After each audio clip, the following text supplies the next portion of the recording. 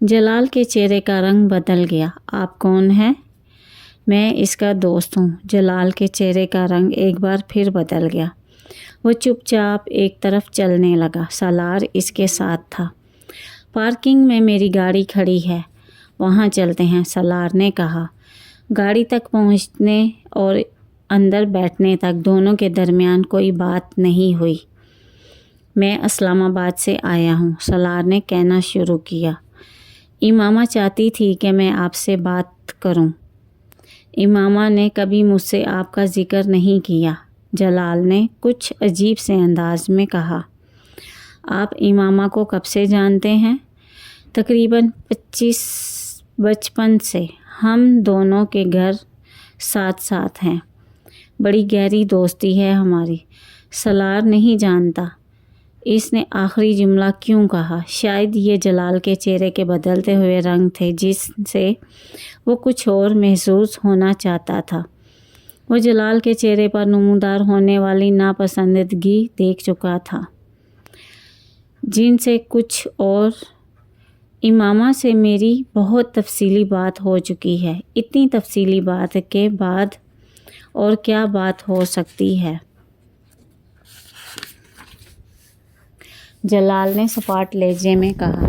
امامہ چاہتی ہے آپ اس سے شادی کر لیں، سالار نے جیسے نیوز بلیٹن پڑھتے ہوئے کہا۔ میں اپنا جواب اسے بتا چکا ہوں۔ وہ چاہتی ہے آپ اپنے فیصلے پر نظر ثانی کریں۔ یہ ممکن نہیں۔ وہ اس گھر میں اپنے والدین اور گھر والوں کی قید میں ہے۔ وہ چاہتی ہے آپ اگر ہمیشہ کے لیے نہیں تو وقتی طور پر اس سے نکاح کریں اور پھر بیلف کی مدد سے اسے چھڑا لیں۔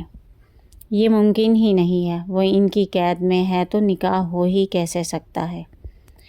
فون پر؟ نہیں، میں اتنا بڑا رسک نہیں لے سکتا۔ میں ایسے معاملات میں انوالو ہونا ہی نہیں چاہتا، جلال نے کہا۔ میرے والدین مجھے اس شادی کی اجازت نہیں دیں گے اور پھر وہ امامہ کو قبول کرنے پر تیار بھی نہیں ہیں۔ جلال کی نظریں اب سالار کے بالوں کی پونی پر جمی ہوئی تھیں۔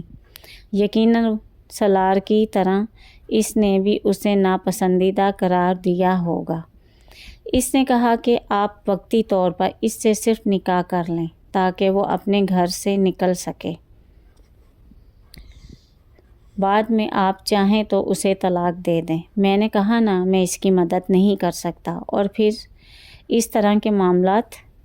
آپ خود اس سے شادی کیوں نہیں کر لیتے؟ اگر وقتی شادی کی بات ہے تو آپ کر لیں۔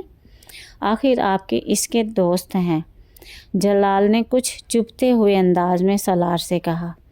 آپ اسلام آباد سے لاہور اس کی مدد کے لیے آ سکتے ہیں تو پھر یہ کام بھی کر سکتے ہیں۔ اس نے مجھ سے شادی کا نہیں کہا، اس لیے میں نے اس بارے میں نہیں سوچا، سالار نے کندھے جھٹکتے ہوئے بے تاثر لہجے میں کہا۔ ویسے بھی وہ آپ سے محبت کرتی ہیں، مجھ سے نہیں۔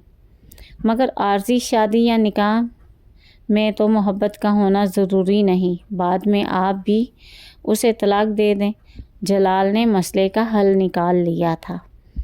آپ کا مشورہ میں اسے پہنچا دوں گا، سالار نے سنجیدگی سے کہا۔ اور اگر یہ ممکن نہیں ہے تو پھر امامہ سے کہیں کہ وہ کوئی اور طریقہ اپنائیں، بلکہ آپ کسی نیوز پیپر کے آفس میں چلے جائیں اور انہیں امامہ کے بارے میں بتائیں کہ کس طرح اس کے خاندان نے اس سے زبردستی قید کر رکھا ہے۔ جب میڈیا اس معاملے کو ہائی الرٹ کرے گا تو خود ہی وہ امامہ کو چھوڑنے پر مجبور ہو جائیں گے، یا پھر آپ پولیس کو اس معاملے کی اطلاع دیں۔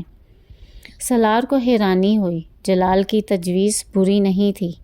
واقعی امامہ اس بارے میں کیوں نہیں سوچ رہی تھی؟ یہ راستہ زیادہ محفوظ تھا۔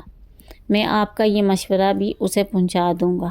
آپ دوبارہ میرے پاس نہ آئیں، بلکہ امامہ سے بھی یہ کہہ دیں کہ وہ مجھ سے کسی بھی طریقے یا ذریعے سے دوبارہ رابطہ نہ کریں۔ میرے والدین ویسے بھی میری منگنی کرنے والے ہیں، جلال نے جیسے انکشاف کیا۔ ٹھیک ہے، میں یہ ساری باتیں اس تک پہنچا دوں گا، سالار نے لاپرواہی سے کہا۔ جلال مزید کچھ کہے بغیر گاڑی سے اتر گیا۔ اگر امامہ کو یہ توقع تھی کہ سالار جلال کو اس سے شادی کرنے کے لیے قائل کرے گا تو یہ اس کی سب سے بڑی بھول تھی۔ وہ امامہ سے کوئی ہمدردی رکھتا تھا، نہ ہی کسی خوف خدا کے تحت اس سارے معاملے میں کودا تھا۔ اس کے لیے یہ سب کچھ ایک ایڈونچر تھا، اور ایڈونچر میں یقیناً جلال سے امامہ کی شادی شامل نہیں تھی۔ اگر جلال سے اس کی شادی کے لیے دلائل دینے بھی پڑتے تو وہ کیا دیتا؟ اس کے پاس صرف ایک دلیل کے علاوہ اور کوئی دلیل نہیں تھی کہ جلال اور امامہ ایک دوسرے سے محبت کرتے ہیں، اور یہ دلیل وہ دلیل تھی جسے جلال پہلے ہی رد کر چکا تھا۔ وہ مذہبی یا اخلاقی حوالوں سے جلال کو قائل نہیں کر سکتا تھا، کیونکہ وہ خود ان دونوں چیزوں سے نابلد تھا۔ مذہب اور اخلاقیات سے اس کا دور دور سے بھی کوئی واسطہ نہیں تھا، اور سب سے بڑی بات یہ تھی کہ آخر وہ امامہ کے لیے ایک دوسرے آدمی سے اتنی لمبی بحث کیوں کرے، وہ بھی ایسا آدمی جسے دیکھتے ہی اس نے۔ اور یہ تمام وہ باتیں تھیں جو وہ اسلام آباد سے لاہور آتے ہوئے سوچ رہا تھا۔ وہ آیا اس لیے تھا کیونکہ وہ جلال سے ملنا چاہتا تھا اور دیکھنا چاہتا تھا کہ امامہ کے پیغام پر اس کا رد عمل کیا رہتا تھا۔ اس نے امامہ کا پیغام اس کے لفظوں میں کسی لفافے یا ترمیم کے بغیر پہنچا دیا تھا، اور اب وہ جلال کا جواب لے کر واپس جا رہا تھا اور خاصا محظوظ ہو رہا تھا۔ آخر اس پیغام کے جواب میں وہ کیا کرے گی، کیا کہے گی؟ اسجد سے شادی تو وہ نہیں کرے گی۔ جلال اس سے شادی کرنے پر تیار نہیں۔ گھر سے وہ نکل نہیں سکتی۔ کوئی اور ایسا آدمی نہیں جو اس کی مدد کے لیے آ سکے۔ پھر آخر وہ اب آگے کیا کرے گی؟ عام طور پر لڑکیاں ان حالات میں خودکشی کرتی ہیں اور بس، اور وہ یقیناً اب مجھ سے زہر یا ریوالور پہنچانے کی خواہش کرے گی۔ سالار متوقع صورتحال کے بارے میں سوچ کر پرجوش ہو رہا تھا۔ خودکشی، ویری ایکسائٹنگ۔ آخر اس کے علاوہ اور کوئی بھی کیا سکتی ہے، اور آخر اس کے علاوہ اور کر بھی کیا سکتی ہے؟ تم مجھ سے شادی کرو گے؟ سالار کو جیسے شوق لگا۔ فون پر نکاح؟ وہ کچھ دیر کے لیے بول نہیں سکا۔ لاہور سے واپس آنے کے بعد اس نے امامہ کو جلال کا جواب بالکل اسی طرح پہنچا دیا تھا۔ اس کا اندازہ تھا کہ وہ اب رونا دھونا شروع کرے گی اور پھر اس سے کسی ہتھیار کی فرمائش کرے گی، مگر وہ کچھ دیر کے لیے خاموش رہی۔ پھر اس نے سالار سے جو کہا تھا، اس نے چند ثانیوں کے لیے سالار کے ہوش گم کر دیے تھے۔ مجھے صرف کچھ دیر کے لیے تمہارا ساتھ چاہیے تاکہ میرے والدین اسجد کے ساتھ میری شادی نہ کر سکیں، اور پھر تم بیلف کے ذریعے مجھے یہاں سے نکال لو۔ اس کے بعد مجھے تمہاری ضرورت نہیں رہے گی، اور میں کبھی بھی اپنے والدین کو تمہارا نام نہیں بتاؤں گی۔ وہ اب کہہ رہی تھی، اوکے، کر لیتا ہوں، مگر یہ بیلف والا کام تھوڑا مشکل ہے۔ اس میں بہت سی